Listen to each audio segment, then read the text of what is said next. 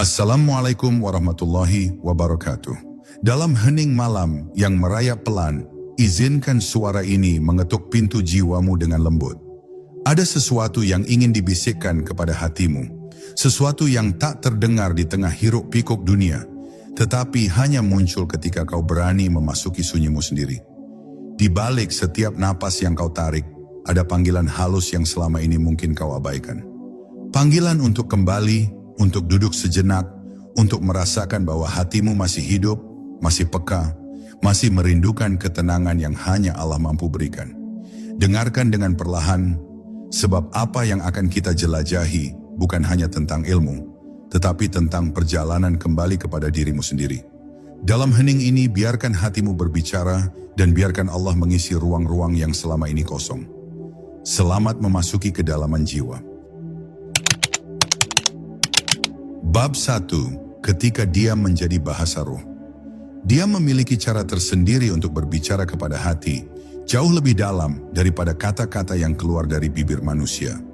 Dalam keheningan sholat, seseorang menemukan dirinya berada pada ruang yang tidak pernah ia masuki sebelumnya.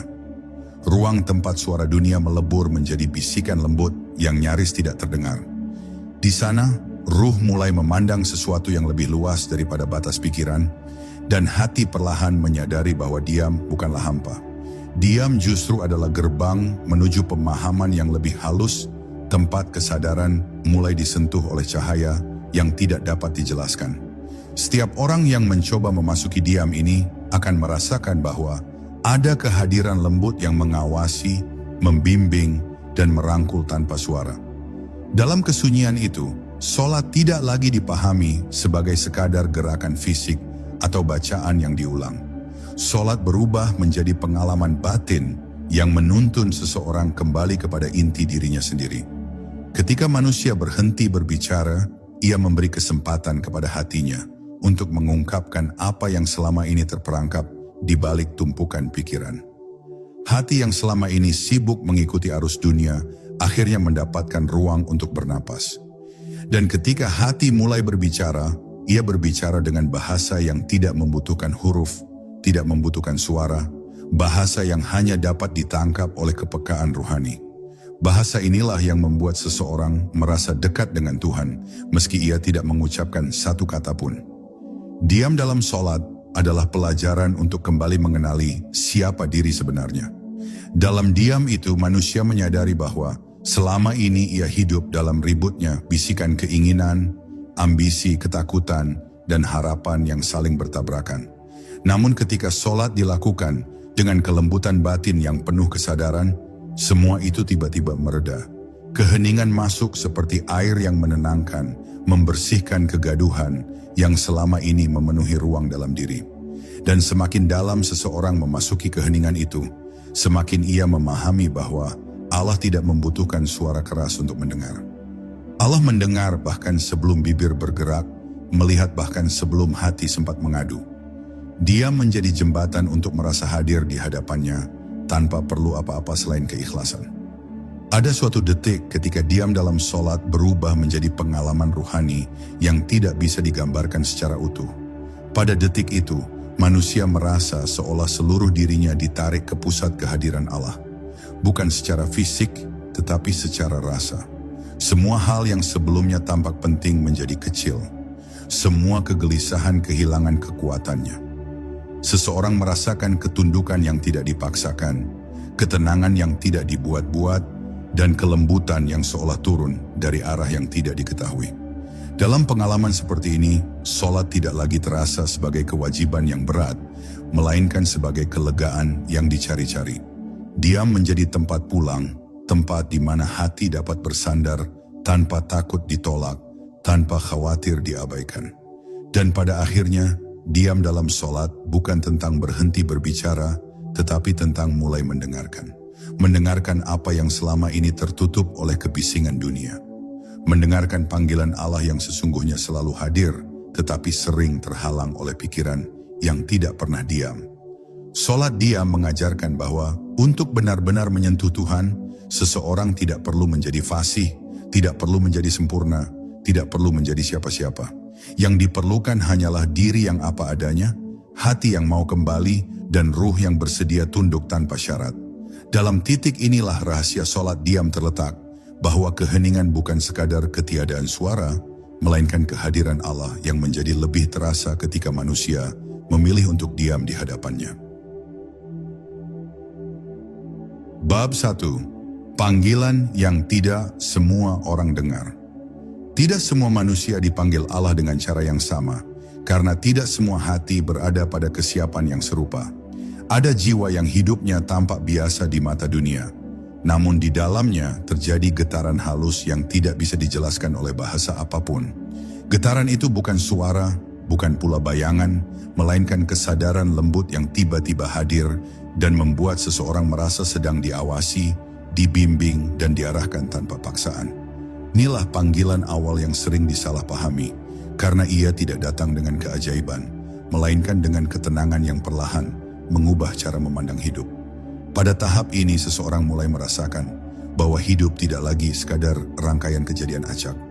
Ada makna tersembunyi di balik pertemuan, ada pesan ilahi di balik kehilangan, dan ada pelajaran sunyi di balik kesendirian. Hatinya menjadi lebih peka, bukan karena ia merasa istimewa, tetapi karena ia mulai jujur pada dirinya sendiri. Kejujuran batin inilah yang membuka pintu pemahaman, sebab Allah tidak menurunkan cahayanya pada hati yang penuh kesombongan, melainkan pada hati yang mau tunduk dan mengakui keterbatasan. Panggilan ini seringkali membuat seseorang merasa berbeda, bukan lebih tinggi, tetapi lebih dalam. Ia tidak lagi mudah terpesona oleh gemerlap dunia, karena hatinya telah mencicipi rasa lain yang lebih tenang dan lebih abadi. Ia mulai menyadari bahwa kebahagiaan bukan soal memiliki, melainkan soal merasa cukup. Dalam kesadaran ini, ia tidak membenci dunia, namun tidak pula menggenggamnya erat. Dunia diletakkan di tangan, sementara Allah dijaga di hati. Orang yang berada pada fase ini sering merasa seolah hidupnya diarahkan ke jalan yang tidak dipahami banyak orang. Keputusan-keputusannya tampak aneh, pilihannya terlihat sunyi, dan sikapnya terkesan terlalu lembut di dunia yang keras. Namun di balik semua itu, ada keyakinan halus yang menenangkan, seakan Allah sendiri yang berkata, "Tenanglah, aku bersamamu." Keyakinan ini tidak lahir dari keberanian, tetapi dari kepasrahan yang matang, pasrah yang bukan menyerah, melainkan percaya sepenuh hati. Jika kamu pernah merasakan ketenangan yang datang tanpa sebab, keyakinan yang muncul tanpa argumen, atau dorongan untuk mendekat kepada Allah tanpa ada yang memerintah, jangan buru-buru menolaknya. Bisa jadi itu bukan perasaan biasa, melainkan panggilan yang sangat halus. Panggilan yang tidak semua orang dengar, bukan karena Allah pilih kasih, tetapi karena hanya hati yang merendah yang mampu menangkap getaran cahayanya. Dan di sanalah, tanpa disadari, langkah pertama menuju ilmu laduni mulai ditapakkan. Bab 3. Ketika pikiran tunduk, ruh mengemuka. Pikiran adalah anugerah, tetapi juga dapat menjadi tirai yang menutupi cahaya batin. Ia bergerak cepat, melompat dari satu kekhawatiran ke kekhawatiran lain, dari satu keinginan ke keinginan lainnya, seolah tidak pernah puas. Dalam sholat, pikiran sering memonopoli panggung, mengulang-ulang masalah dunia, hingga hati tidak sempat hadir menyimak panggilan Allah. Namun ketika seseorang mulai memasuki sholat diam, pikiran perlahan kehilangan dominasinya. Ia tidak dipaksa berhenti, tetapi diajak tenang, diajak duduk, diajak melepaskan pegangan atas segala hal yang dikejarnya. Dalam ketenangan itu, seseorang mulai merasakan bahwa ada bagian dari dirinya yang lebih dalam daripada pikiran, ruhnya sendiri. Ketika pikiran melemah dari kegaduhan, ruh mulai mengemuka. Ia muncul tidak sebagai sesuatu yang baru, tetapi sebagai sesuatu yang selama ini tertutup oleh suara bising dari arah dalam diri. Ruh tidak pernah berteriak, ia selalu berbicara dengan tenang. Ketika pikiran tunduk, suara tenang itu akhirnya terdengar. Dalam sholat diam, seseorang merasakan perpindahan kepemimpinan dari akal kepada ruh.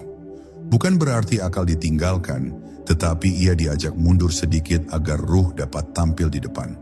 Pada saat itulah seseorang mulai memahami mengapa sebagian orang dapat menangis dalam sujud meski tidak ada kata-kata yang terucap.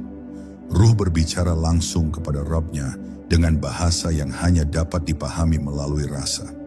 Pikiran sering ingin menjelaskan segalanya, tetapi ruh hanya ingin kembali kepada sumbernya. Pikiran ingin memahami, tetapi ruh ingin menyatu dalam ketundukan.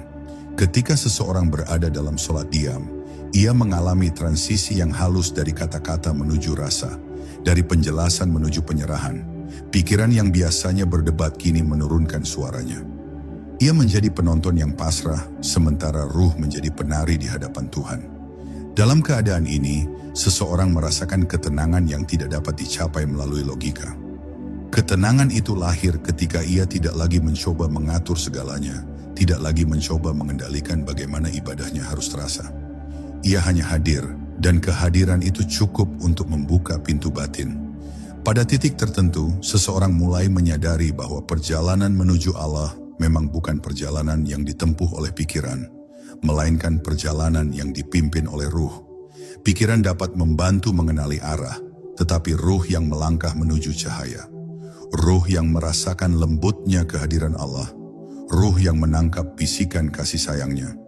Ruh yang memahami bahwa tidak ada jarak antara hamba dan Tuhan, kecuali ketidakpekaan hati sendiri. Ketika ruh mengemuka dalam sholat, seseorang merasakan bahwa ia sedang berada dalam pelukan yang tidak terlihat.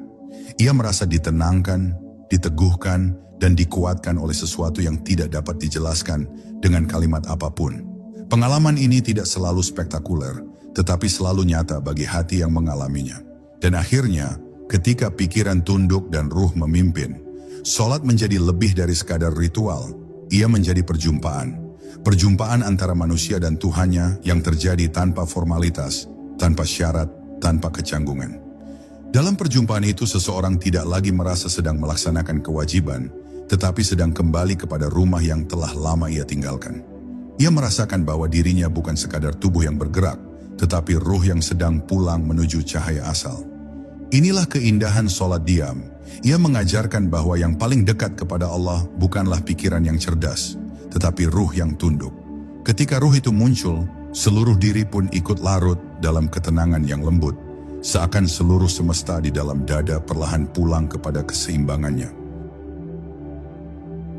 Bab 4. Sujud yang tidak terlihat. Sujud adalah puncak kerendahan seorang hamba, namun ada sujud yang jauh lebih halus daripada dahi yang menyentuh bumi. Ia adalah sujud yang tidak terlihat oleh mata manusia, tetapi dirasakan oleh seluruh lapisan batin. Sujud ini muncul ketika hati benar-benar meletakkan seluruh keakuan di hadapan Allah, ketika seseorang tidak lagi berdiri sebagai dirinya sendiri, melainkan sebagai ruh yang kembali kepada sumber cahaya.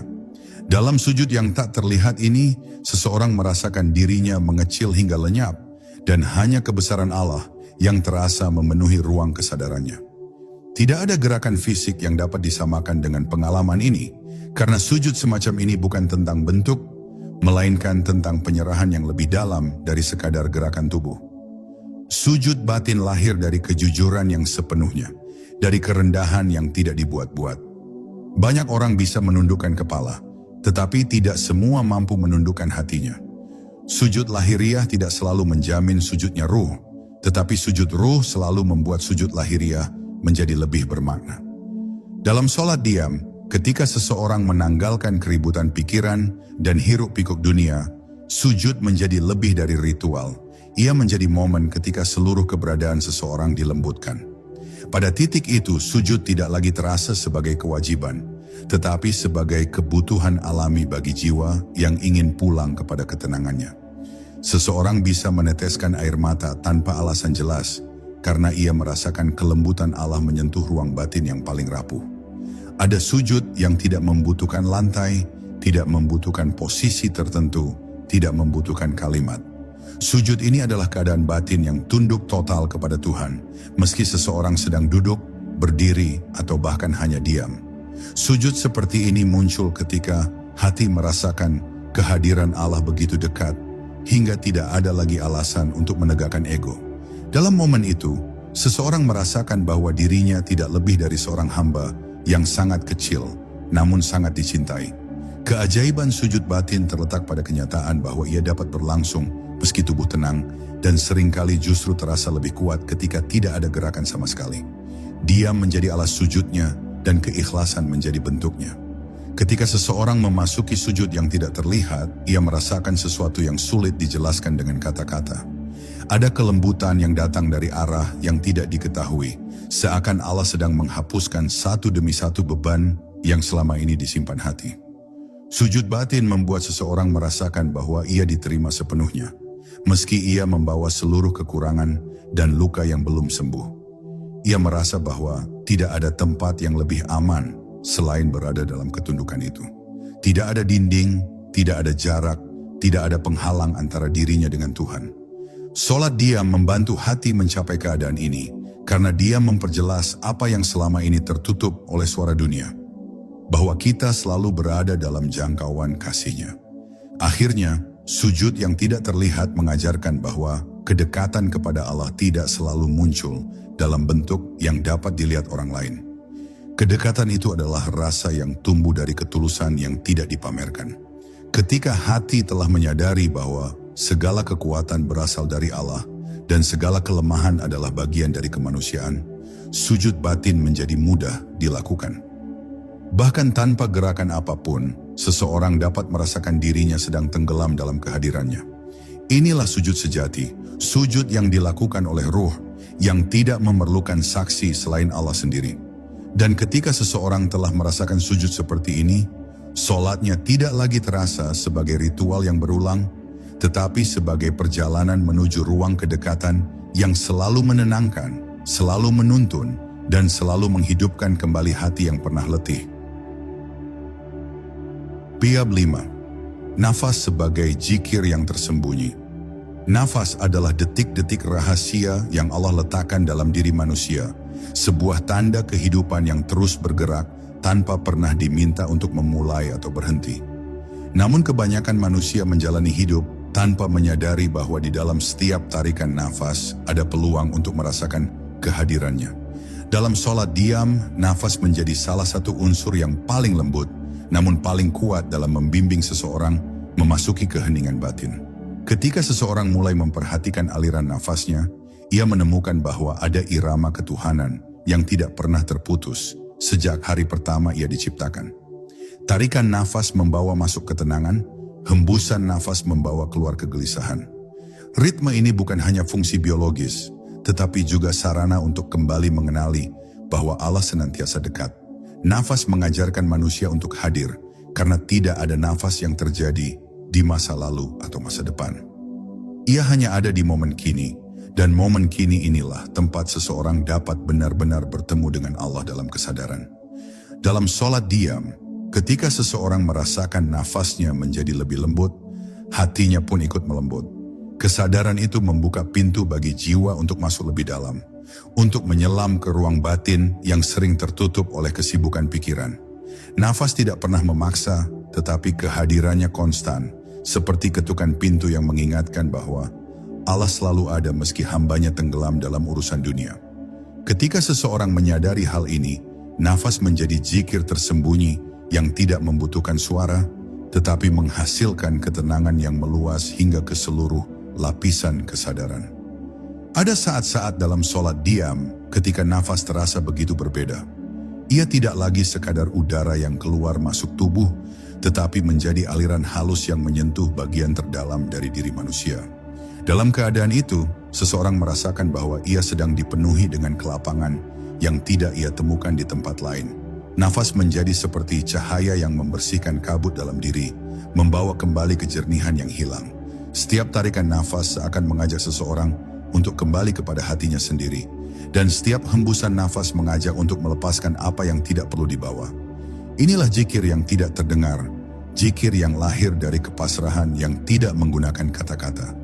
Nafas menjadi jembatan antara tubuh dan ruh, antara kesadaran dan ketenangan, antara hamba dan Tuhannya. Nafas juga mengajarkan manusia tentang keseimbangan. Tidak ada tarikan tanpa hembusan, tidak ada memberi tanpa menerima. Dalam sholat diam, seseorang mulai memahami bahwa kehidupan pun mengikuti prinsip yang sama. Ketika seseorang bertahan dalam kesedihan, ia seperti menahan nafas terlalu lama. Ketika seseorang tenggelam dalam ketakutan, ia seolah lupa bagaimana bernapas dengan ringan. Namun ketika ia hadir dalam sholat, dan menyadari kembali ritme nafasnya, ia merasakan bahwa keseimbangan itu dapat kembali. Nafas mengajarkan bahwa hidup mengalir, bahwa setiap beban akan berlalu seperti hembusan yang keluar dari tubuh, dan setiap harapan akan masuk seperti tarikan yang membawa energi baru. Kesadaran ini membuat seseorang lebih mudah menerima kenyataan, lebih mudah bersyukur, dan lebih tenang dalam menghadapi segala hal. Akhirnya ketika nafas menjadi zikir tersembunyi, sholat diam berubah menjadi pengalaman yang jauh lebih dalam. Seseorang tidak lagi sekadar berdiri, rukuk, atau sujud, tetapi ia merasakan seluruh tubuhnya ikut bertasbih melalui nafas yang berirama. Ini adalah zikir yang tidak dapat dilihat oleh orang lain, tetapi sangat jelas dirasakan oleh hati yang hadir. Nafas menjadi pengingat bahwa selama kehidupan masih bergerak, kesempatan untuk mendekat kepada Allah tidak pernah berhenti. Dalam setiap hembusan, seseorang dapat melepaskan kekhawatiran. Dalam setiap tarikan, ia dapat mengambil kembali ketenangan. Pada titik ini, sholat bukan lagi tugas yang harus diselesaikan, tetapi ruang yang selalu dinantikan. Ruang di mana nafas, hati, dan ruh bersatu dalam ketenangan yang hanya dapat diberikan oleh Allah. Bab 6. Sunyi yang menghidupkan.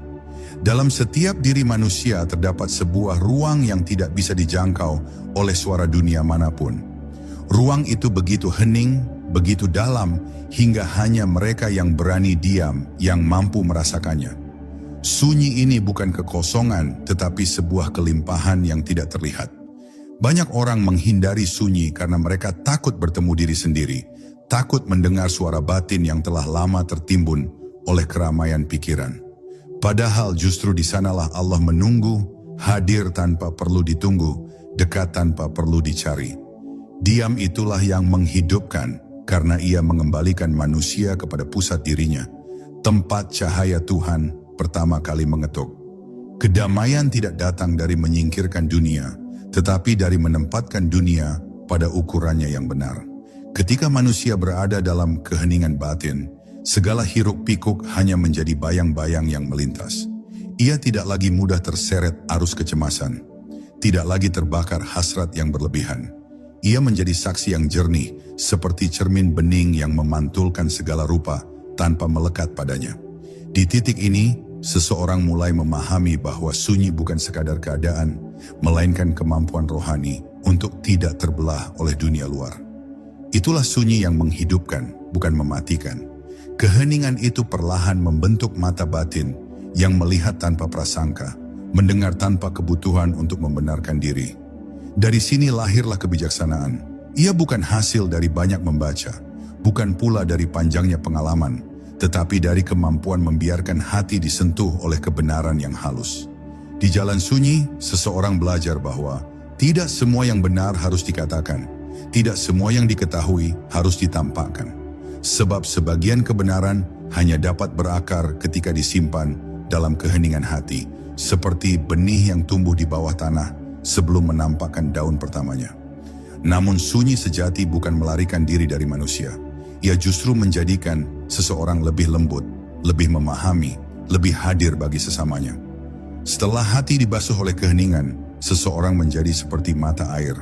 Ia tidak memaksa, tidak berteriak, tetapi memberi minum kepada siapa saja yang mendekat. Dalam kesunyian itu, seseorang belajar memberi tanpa berharap, mencinta tanpa menuntut balasan, dan membantu tanpa ingin dilihat. Inilah buah dari perjalanan ke dalam. Keheningan melahirkan kepekaan, kepekaan melahirkan kasih, dan kasih melahirkan kehadiran yang membawa ketentraman bagi siapapun yang berada di dekatnya. Pada akhirnya, sunyi adalah jalan pulang. Ia membawa manusia kembali kepada Yang Maha Mengetahui sebelum segala pengetahuan, Yang Maha Hadir sebelum segala kehadiran, Yang Maha Dekat tanpa jarak. Dalam sunyi itu, seseorang mendapati bahwa Tuhan tidak pernah jauh, hanya hati manusia yang terlalu bising. Ketika sunyi meresap hingga ke sumsum jiwa, seseorang mulai merasakan bahwa hidup ini bukan perjuangan melawan dunia, tetapi perjalanan menyelaraskan diri dengan kehendaknya. Sunyi yang menghidupkan adalah sunyi yang menyerap kegelisahan, memadamkan kesombongan, dan mengembalikan manusia kepada fitrah asalnya. Tenang di hadapan Tuhan, damai dalam menerima takdirnya, dan jernih dalam menjalani perannya di dunia. Bab 7. Melihat dengan mata dalam. Ada saat ketika mata lahir tidak lagi mampu menjelaskan apa yang terjadi dalam diri manusia. Ia melihat bentuk, tetapi tidak menangkap makna. Ia mengenali warna, tetapi tidak mengetahui arah. Maka seseorang perlu membuka mata lain yang tidak terbuat dari daging. Tidak pula bergantung pada cahaya dunia. Mata ini tumbuh dari kejernihan hati, dari ketulusan yang terus dipelihara, dan dari keberanian untuk melihat diri apa adanya. Melihat dengan mata dalam bukan perkara mempelajari ilmu gaib, tetapi memurnikan kesadaran agar mampu menangkap pesan lembut yang sering terlewat oleh pikiran yang terlalu bising. Ketika mata dalam mulai terbuka, seseorang melihat bahwa hidup tidak pernah berdiri sendiri. Setiap peristiwa adalah rangkaian yang saling terhubung, setiap kejadian membawa pelajaran, dan setiap perjumpaan merupakan undangan untuk mengenali diri lebih dalam. Ia mulai merasakan bahwa Allah selalu berbicara melalui keadaan. Ada petunjuk dalam kegembiraan, ada nasihat dalam kesulitan, bahkan ada rahmat dalam kesedihan. Hati yang peka tidak memandang segala sesuatu secara terpisah, tetapi menangkap pola, arah, dan hikmah di baliknya. Di titik ini, dunia menjadi kitab yang senantiasa terbuka, dan setiap halaman mengantar manusia menuju pengenalan diri yang lebih jujur. Namun mata dalam hanya dapat bekerja ketika hati terbebas dari bias. Selama seseorang masih terpenjara oleh kepentingan, luka, dan keinginan, ia hanya akan melihat pantulan dirinya sendiri pada setiap keadaan. Ia akan menilai dengan rasa, bukan dengan makna. Ia akan menarik kesimpulan berdasarkan harapan pribadi, bukan kebenaran yang sejati. Maka perjalanan batin menuntut keberanian untuk mengikis lapisan-lapisan ego yang menebal. Dengan merendah, seseorang mulai melihat lebih jelas.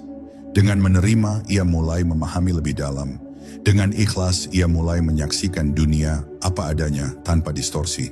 Melihat dengan mata dalam juga berarti melihat orang lain dengan kasih, bukan prasangka. Seseorang tidak lagi mudah menghakimi, karena ia sadar setiap jiwa membawa beban dan riwayat yang tidak tampak oleh mata lahir. Ia memahami bahwa manusia bertindak bukan hanya karena apa yang terjadi hari ini, tetapi karena banyak hal yang telah terpendam di masa lalu. Dari pemahaman ini lahirlah kelembutan, lahirlah empati, dan lahirlah kemampuan untuk menghadirkan ruang aman bagi orang lain. Mata dalam membuat seseorang melihat tidak hanya kesalahan, tetapi juga luka yang melahirkan kesalahan itu. Pada akhirnya kemampuan melihat dengan mata dalam adalah anugerah bagi mereka yang rajin merawat keheningan dan kejujuran. Ia membawa seseorang pada kehidupan yang lebih terarah, lebih ringan, dan lebih selaras dengan jalan yang Allah tetapkan. Dengan mata lahir, manusia melangkah di bumi. Dengan mata dalam, ia melangkah menuju kedalaman dirinya. Ketika kedua mata ini bekerja bersama, seseorang tidak hanya menjalani hidup, tetapi memahami mengapa ia hidup.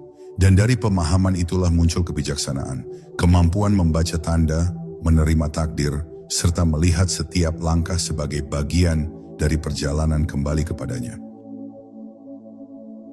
Bab 8. Salat yang menghapus suara dunia.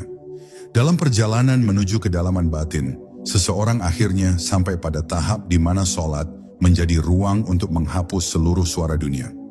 Ia bukan lagi sekadar rangkaian gerakan yang dihafal sejak kecil, bukan pula ritual yang dijalankan karena kewajiban. Salat menjadi sebuah tempat pulang, tempat di mana dunia yang riuh mereda dan diri kembali menemukan keheningan hakiki. Pada saat itu, seseorang mulai menyadari bahwa yang menghalangi ketenangan bukanlah kebisingan luar, melainkan pikiran yang tak kunjung diam. Maka salat hadir sebagai jembatan untuk menyeberangi keramaian batin menuju samudra ketenangan yang hanya bisa dirasakan, tidak bisa dijelaskan. Ketika seseorang berdiri dalam salat, sebenarnya ia sedang berdiri di hadapan dirinya sendiri. Ia sedang melihat segala kerumitan yang selama ini ia bawa, segala beban yang ia tahan, dan segala keresahan yang ia sembunyikan dari dunia. Namun yang luar biasa adalah Allah tidak meminta diri untuk sempurna sebelum menghadapnya. Allah hanya meminta kejujuran. Maka setiap kali seseorang mengangkat tangan takbir, ia sebenarnya sedang berkata kepada dunia, "Aku berhenti sejenak." Ia menolak untuk dikejar waktu, menolak untuk ditenggelamkan ambisi, dan menolak untuk terus dihanyutkan kegelisahan. Dari gerakan pertama itu saja, hati sudah mulai dibersihkan dari suara-suara yang tak perlu.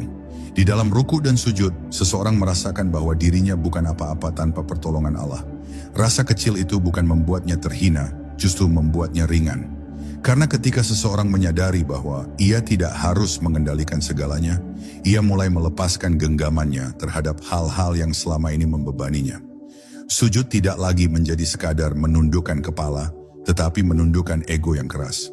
Dalam sujud, seseorang menemukan kembali hakikat dirinya, lemah, rapuh, namun selalu dirangkul oleh kasih sayang Allah.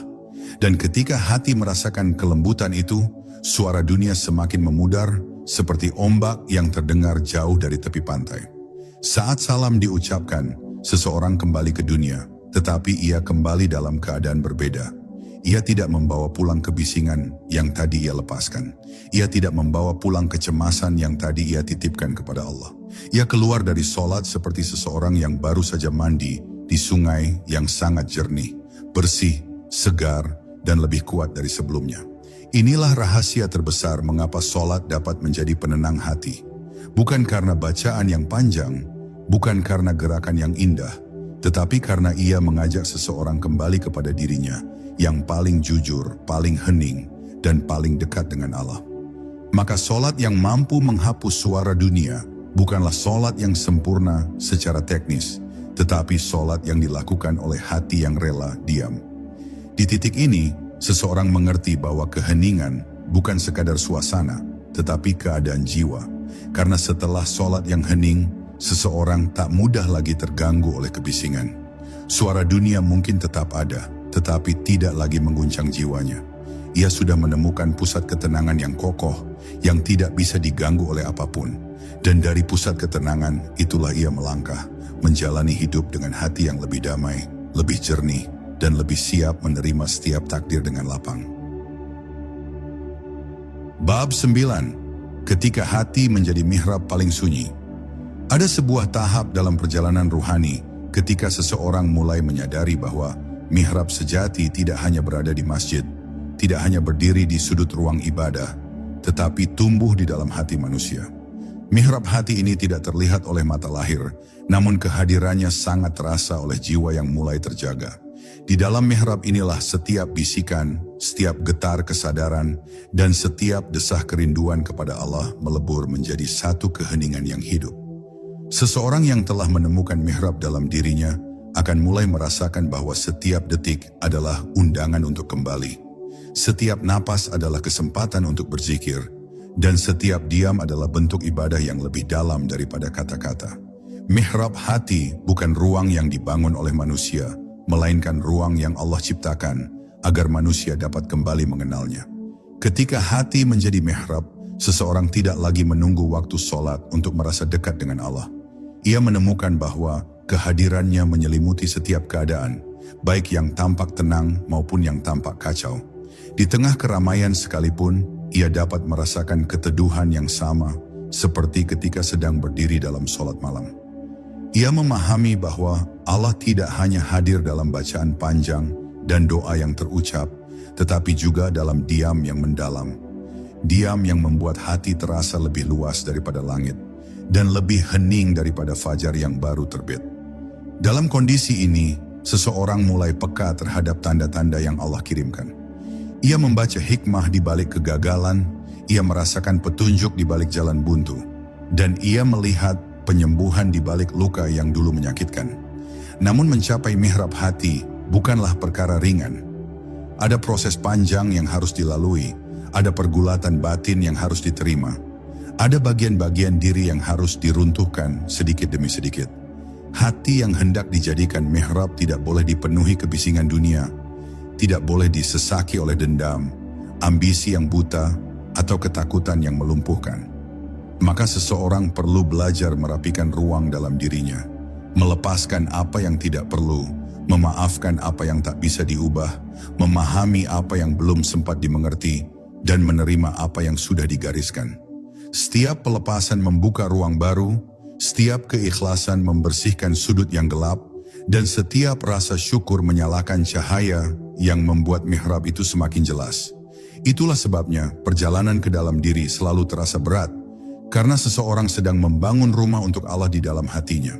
Ketika mihrab hati mulai berdiri kokoh, seseorang merasakan perubahan yang tidak bisa ia jelaskan kepada siapapun. Ia menjadi lebih tenang dalam menghadapi ujian, lebih lembut dalam menanggapi kehidupan, dan lebih kuat dalam menghadapi kesedihan. Ia tidak lagi mencari pengakuan manusia, karena ia telah merasa cukup dengan penglihatan Allah terhadap dirinya. Kata-kata orang tidak lagi menenggelamkannya, pujian tidak mengangkatnya terlalu tinggi, dan celaan tidak membuatnya runtuh. Ia berjalan dengan langkah yang stabil, karena ia tahu kemana ia pulang. Di dalam mihrab itu, ia selalu menemukan arah, meskipun dunia di luar tampak gelap dan membingungkan. Pada akhirnya ketika hati benar-benar menjadi mihrab paling sunyi, seseorang mengerti bahwa ia tidak perlu mencari Allah terlalu jauh. Ia tidak perlu menunggu tanda-tanda besar atau keajaiban yang dahsyat. Allah selalu berada di tempat yang sama, di dalam dirinya, sedekat nadinya sendiri. Mihrab hati membuat seseorang hidup dengan kesadaran yang baru. Kesadaran bahwa setiap detik adalah kesempatan untuk kembali. Setiap kegagalan adalah jalan untuk lebih dekat. Dan setiap rasa kehilangan hanyalah undangan untuk bersandar lebih kuat kepadanya. Dari mihrab inilah lahir kehidupan yang lebih jernih, lebih bijak, dan lebih damai, seakan seluruh dunia perlahan menjadi mesra. Karena hati telah menemukan tempat bersujudnya sendiri. Bab 10. Diam yang membuka pintu rahasia solat. Ada sebuah rahasia halus yang hanya dapat dirasakan oleh mereka yang berani masuk ke dalam dirinya sendiri dengan penuh kejujuran. Rahasia itu adalah bahwa diam bukan ketiadaan, tetapi ruang tempat Allah berbicara paling jelas. Dalam solat, diam bukanlah jeda, ia adalah pintu. Sebuah pintu menuju pemahaman yang tidak dapat dicapai oleh kata-kata, tidak dapat diajarkan oleh guru manapun, dan tidak dapat dibeli oleh siapapun. Diam adalah bahasa awal ruh. Sebelum ia mengenal suara, sebelum ia mengenal dunia. Ketika seseorang memasuki diam yang benar di dalam solatnya, ia sedang kembali kepada bahasa pertama yang Allah ajarkan kepada jiwanya, bahasa keheningan. Dari sini segala rasa hadir, dari sini segala pengetahuan mengalir tanpa perlu dicari. Dalam diam solat, seseorang mulai melihat kenyataan dirinya tanpa tirai.